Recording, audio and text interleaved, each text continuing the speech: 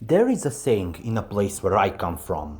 Everybody appears to be good until they close the door of their own home.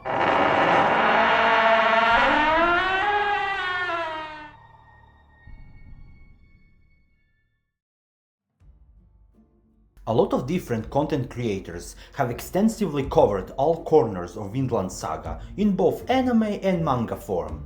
And even though there is a lot of videos about amazing growth of Thorfinn, powerful influence of Askeladd and drastic change of Canute, there is one character that is not so well documented.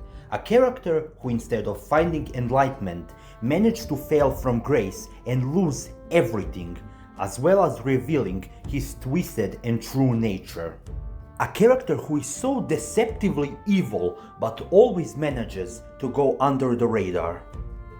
Meet Kettle, a slave owner who owns a massive farm. At first, he stands out from the other Vikings by appearing to be kind to his slaves, speaking to them normally like they are the same status. And let me tell you something, this works wonders for him. One promise Kettle gives to each of his slaves is basically they have this task that he gives them, and after completing that task, they will earn their freedom. And this kind of deal he also gave to our main characters as well, those being Thorfinn and Einar. By dangling that carrot of freedom, he's basically conditioning his slaves to work harder for him.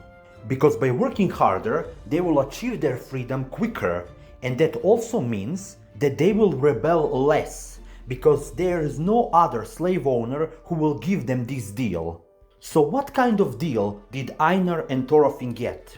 Well, it's pretty simple. There is this big forest that they need to cut down and pull every single tree root.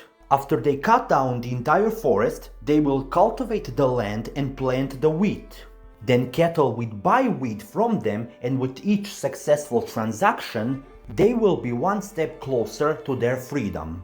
Now, on the surface, this deal seems pretty simple. In exchange for wheat, Kettle will give them freedom, which is a main benefit for Kettle. But that is actually not true, because Kettle gains much more. By cutting down that forest, Thorfinn and Einar gave Kettle a valuable lumber which he can sell. Then they gave him cultivated land as well as the wheat and hay that he can use to feed his animals. And the only thing that counts towards their freedom is the wheat they produce. But you know, it's not like they can complain. I mean, if you lose your freedom to somebody like Kettle, the fate that awaits you is much better than other slave masters. By using these smart tactics, Kettle has managed to get a huge amount of wealth, and let me tell you, it's huge. He is so rich in fact that he has his own personal bodyguards who scout his massive farm to make sure no slave runs away or no wheat is stolen, which just tells you how massive it is. But all of this is just surface level. In order to understand person fully, we need to take a look inside their own soul. At first, Kettle appeals to be understanding, making sure to listen to his slaves' concerns, treating them like people, etc, etc. And every single slave he has this promise to them, all except one, Arnheid. Unlike other slaves, Arnheid is special. She is a beautiful young woman that even managed to charm Einar. She's kind, she's caring, she's understanding, and she even takes care of Kettle's father, Zverkel. But unfortunately, she's also getting beat up daily by Kettle's actual wife. Yes, he is married, and this old fart is his wife. The reason why Arnheid cannot leave Kettle is because she is carrying his child. A child that is not the result of love, but of violence and force.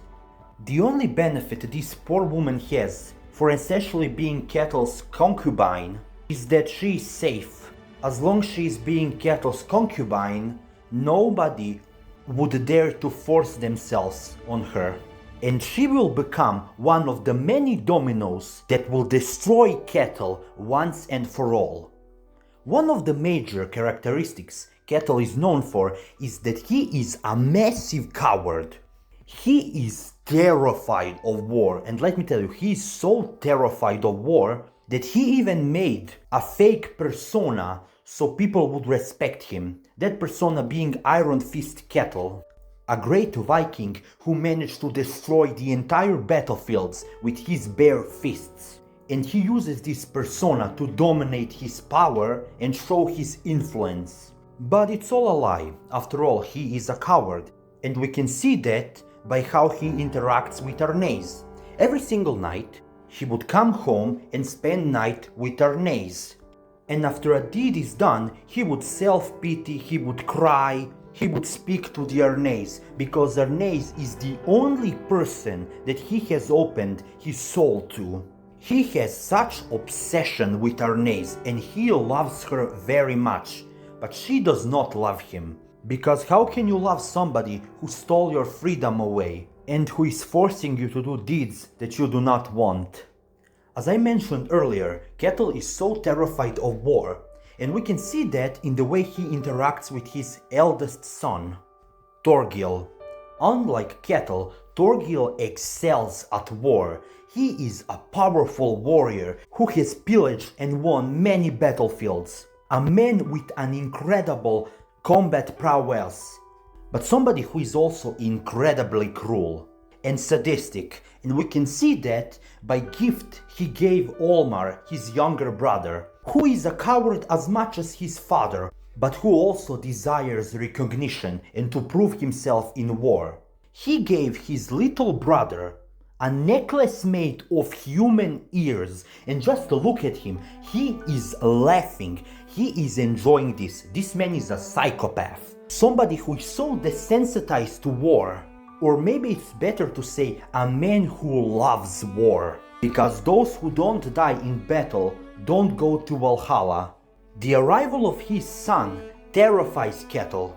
He is so sheepish around him, he is terrified to look him in the face, and he's going to do everything he can to make sure Olmar, his younger son, doesn't end up like Thorgil. And this, my friend, is a setup for the first major domino that will be pushed by these two kids. Now, what is the significance of these kids? Well, their mother lives on Kettle's farm, and she's incredibly sick. In order to save their dying mom, these two poor kids stole some food so they can feed their poor and sick mother. And Thorgil is disgusted by their actions. He wants to punish them so cruelly and so inhumanely by cutting their arms or straight up killing them along with their mother. And Kettle over here has an inner monologue like, why did you steal from me? I don't want to punish you. I'm a good man. I don't want to punish kids for something so small. But he's a coward. He cannot stand up to his son and his men. So as an alternative, he decided to whip the kids instead of Thorgil, because he will whip them so bad that they will die. At least Kettle will spare their lives. And after the deed is done, he goes back to the Arnheid and he cries again. He screams and he talks about things that happened. But he is not sorry about the kids. He's sorry about himself. And don't worry, if you're not convinced to hate this man, there is still more to come. The next player in this story is King Canute. In order to feed his massive army, Canute looked at Kettle's farm and said, you know what? I can take that. And made this elaborate plan where Olmar managed to kill one of Canute's men, and then Thorgil finished the rest. This incident gave King Canute an excuse and a reason to come and arrest Kettle and take his farm away. And Kettle witnesses all of this bloodshed firsthand, while on his farm something other is happening right at that moment. Arnheid gets information that a slave has escaped from a neighboring farm, and it's coming right here. And that slave is Gardar, Arneid's true husband, who has killed all of his previous slave masters and came to find Arnheid so they can escape together. Arnheid is terrified of this, because Gardar is not the same man that she knew. Back in the day, where they used to live together, they also had a son, Healthy. But unfortunately, Gardar, being an idiot, decided to go to war to reclaim some pride as a warrior.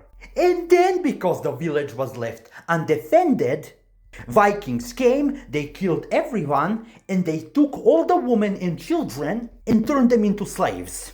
And that day, Arnheid also lost her son, Healthy. After seeing her husband, Arnheid is shocked just how much he has changed. He has become a bloodthirsty berserker, and before she can think about it further, he is captured by Snake and his men, and then thrown in captivity.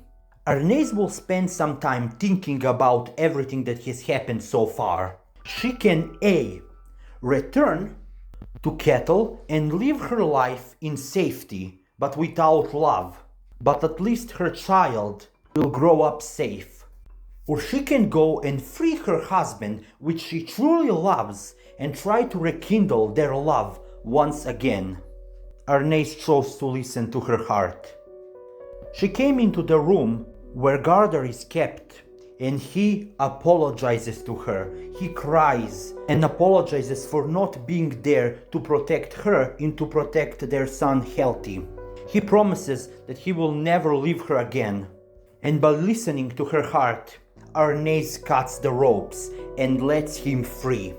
Gardar decimates Snake's men, and Snake, wanting revenge, almost takes Gardar's life. As much as Gardar is experienced in war, he cannot come close to Snake's combat prowess, and Snake captures him very easily. But the cuts he receives all over his body would be enough to put Gardar in grave. Thankfully, Thorfinn and Einar helped Arnheid and hid Gardar underneath the bed. And later they will also help Arnheid to escape with Gardar by stealing one of Kettle's horses. While on the way, Gardar slowly confesses to Arnheid. He promises that he will never leave her again, how much he loves her, and how he will always be there to protect her and their little son Healthy. Unfortunately, that didn't come true, because this is where Gardar will leave his last breath.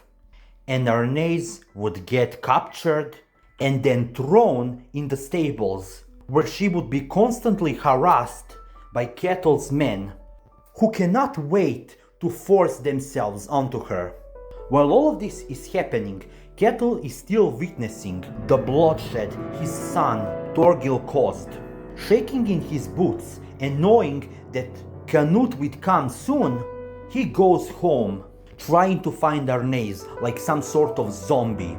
Then he finds his wife, and his wife tells him everything.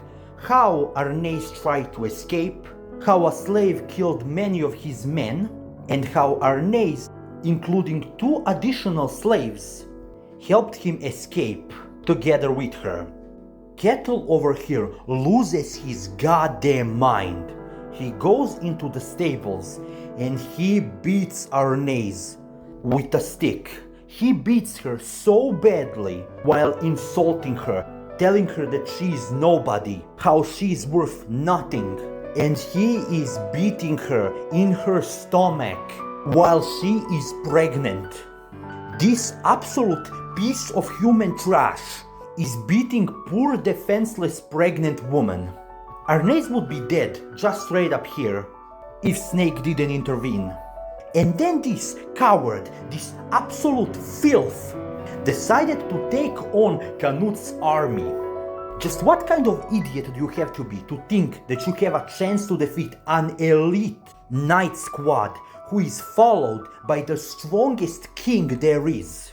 You really think a couple of farmers would have a chance to win? But Kettle, in his madness, thinks that he can win.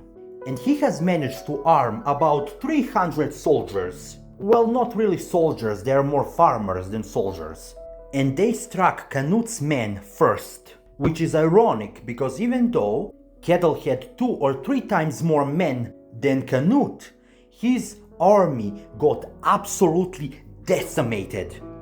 Canute's army destroyed every single one of them. It was embarrassing. It was almost like a bunch of noobs fighting a level 100 raid party. And Kettle really thought he was going to win and take Canute's head. This level of foolishness can be only achieved by this idiot over here. Kettle's army got decimated, and his image, his pride, his life, everything just went in flames that night. By not thinking straight, Kettle managed not just to lose everything he ever had, but as well destroy lives of many of his people. In the end, he's just a wolf in sheep's clothing, a pathetic coward who only sought after money and power, and unlike other characters, he remains a broken, pathetic shell of himself, with nobody to love or respect him. A fate that he absolutely deserves. Hey man, if you managed to watch this video until the end, I just wanna say thank you for sparing some time of your busy days to watch my small channel. And if you can, please like and subscribe, because it helps me a lot, so I can make sure to pump more videos like this. Thank you for watching, and I will see you again.